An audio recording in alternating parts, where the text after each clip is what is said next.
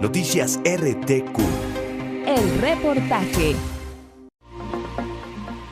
Los artículos 16 y 21 constitucional señalan a grandes rasgos que a las policías les corresponde la investigación de los delitos siempre y cuando el Ministerio Público se los ordene.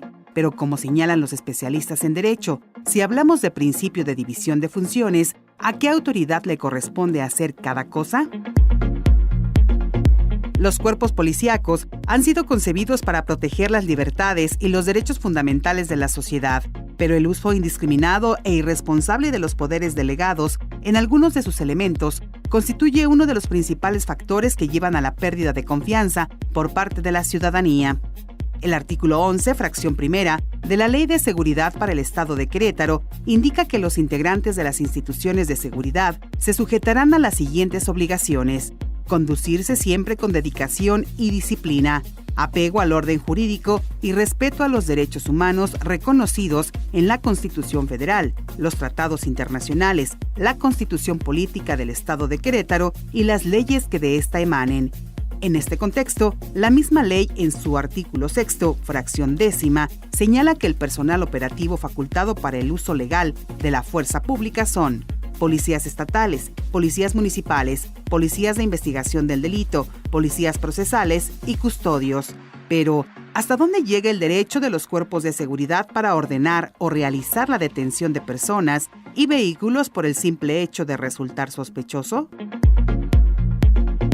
De acuerdo al artículo 16 constitucional, nadie puede ser molestado en su persona, familia, domicilio, papeles o posesiones, sino en virtud de mandamiento escrito de la autoridad competente, que funde y motive la causa legal del procedimiento. Dicho artículo fue adicionado en junio de 2009 y agrega que toda persona tiene derecho a la protección de sus datos personales, al acceso, rectificación y cancelación de los mismos, así como manifestar su oposición en los términos que fije la ley, la cual establecerá los supuestos de excepción a los principios que rijan el tratamiento de datos por razones de seguridad nacional, disposiciones del orden público, seguridad y salud públicas o para proteger los derechos de terceros. Sin embargo, a principios de este año se vivió una polémica luego de que la Suprema Corte de Justicia de la Nación dio validez constitucional a las inspecciones policiales a personas y vehículos sin orden judicial en caso de flagrancia o que exista una suposición razonable. Esto provocó que mediante tarjeta informativa, el alto tribunal aclarara que los elementos que integran las instituciones de seguridad solo pueden realizar actos de inspección únicamente cuando se encuentra en el marco de una investigación, es decir, cuando exista una denuncia de hechos formal ante el Ministerio Público o la policía, o informal cuando es directamente ante agentes de seguridad. Adrián Miguel Flores, abogado constitucionalista, asegura que existe un vacío en la manera de cómo se desarrollan dichas operaciones debido a que no se explican los supuestos o requisitos que se deben tener. Alguna otra de las cuestiones que nos genera mucha duda, mucha confusión, es cuando habla de cuando exista sospecha razonable. Y aquí es donde viene ese gran meollo, porque dice, bueno, ¿en qué momento puede tener uno una sospecha razonable? ¿Qué se necesita? Porque para que existiera una sospecha razonable, empezamos muchas veces a hacer prejuicios. Que vemos una persona vestida de tal manera, híjole, mejor me cambio de banqueta. Porque yo, incluso cualquier ciudadano pudiera decir, bueno, es que me da como pendiente que vaya a ser una persona malviviente. A ver, espérate, ¿dónde quedan esos valores que tenemos como persona, esos derechos humanos, como por ejemplo el derecho a la dignidad? Ya porque tú vistes de una cierta manera, quiere decir que entonces ya representas un grupo de personas que a lo mejor se puedan dedicar a ciertas actividades ilícitas. Y eso lo tenemos que concatenar con esta cuestión de la sospecha razonable. Para el especialista en la rama penal y constitucional, nuestro mejor parámetro de justicia es la ley, y recordó que la autoridad tiene que hacer solo lo que la ley le faculta, y nosotros podemos hacer todo lo que la ley no nos prohíbe. Lo cierto es que ante el panorama de inseguridad que se vive en todo el país, y en aras de la prevención, las medidas que se toman por parte de la autoridad correspondiente nos han arrastrado a un desequilibrio de las emociones. Vivimos con miedo, pánico, frustración y desilusión. Los expertos aconsejan que, independientemente de los esfuerzos que las instituciones realicen a favor de la salud mental, desde el ámbito personal, es necesario trabajar en el control de las emociones.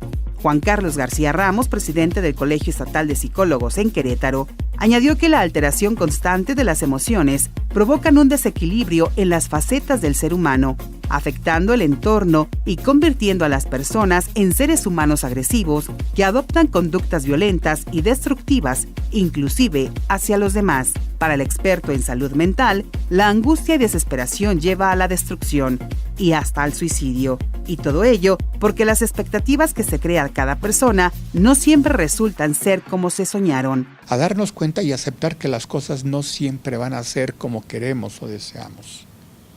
Porque las situaciones pueden afectar a algunas personas, pero pueden favorecer a otras. Entonces, eso es parte de la maduración, de la cultura, de la educación, de las formas de crianza. Desde el seno familiar tenemos que a aprender a tolerar todas esas vicisitudes y contradicciones de la vida. Juan Carlos García Ramos asegura que la principal atención en las clínicas de apoyo a la salud mental tienen que ver con las relaciones humanas, es decir, la convivencia. La comunicación, a decir del presidente del Colegio de Psicólogos en Querétaro, ha caído en un reclamo sobre lo que la otra persona no ha podido hacer para atender las necesidades del otro, cuando lo importante es reflexionar y tomar medidas respecto a cómo me comporto yo. Es por lo anterior que considero urgente la necesidad de que empecemos a hablar con nosotros mismos y no depender de otras personas ni de las instituciones para dar paso a la transformación y a una realidad más dinámica y evolutiva. Por cierto, en cuanto a los vidrios polarizados de los vehículos, el artículo 77, fracción tercera del reglamento de la Ley de Tránsito para el Estado de Querétaro señala: los vehículos no podrán contar con cristales polarizados u objetos que obstruyan la visibilidad al interior del vehículo. Para Noticias RTQ, Laura Rojas.